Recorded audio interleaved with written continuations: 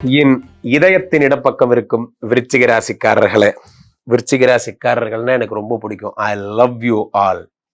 உலகத்துல எங்க நீங்க இருந்தாலும் சரி, விருச்சிக ராசிக்காரர்கள் என்ன தவிர வேற யார்ட்டையும் ஜாதகம் பார்க்கக்கூடாது. நான் கோச்சு பேப்பறோம் பாருங்க. இந்நேரமும் அனுமார் எப்படி ராமநாமத்தை மட்டுமே பாடிக்கொண்டிருக்கிறாரோ, அதே போல விருச்சிக ராசிக்காரர்களை உயர்த்தி சொல்லிக் கொண்டிருக்கும் ஒரே ஜீவன் இந்த உலகத்தில் நான் மட்டும்தான். எங்களுக்கு வேறு கிளைகள் எதுவும் இல்லை. அதனால நீங்க எங்கிட்ட தான் நீங்க பார்க்கணும். இது என்னோட அன்பான வேண்டுகோள். ஆக விருச்சிக ராசிக்காரர்களுக்கு அடுத்த 60 நாட்குள்ளே என்ன நடக்கும்? லைஃபே மாறப்போகுது. லைஃபே மாறப்போகுது. சாதாரண ஆளா இருந்த நான் என்ன யானை மேலே ஏத்துனா அந்த முத்தழகு அந்த மாதிரி தான்.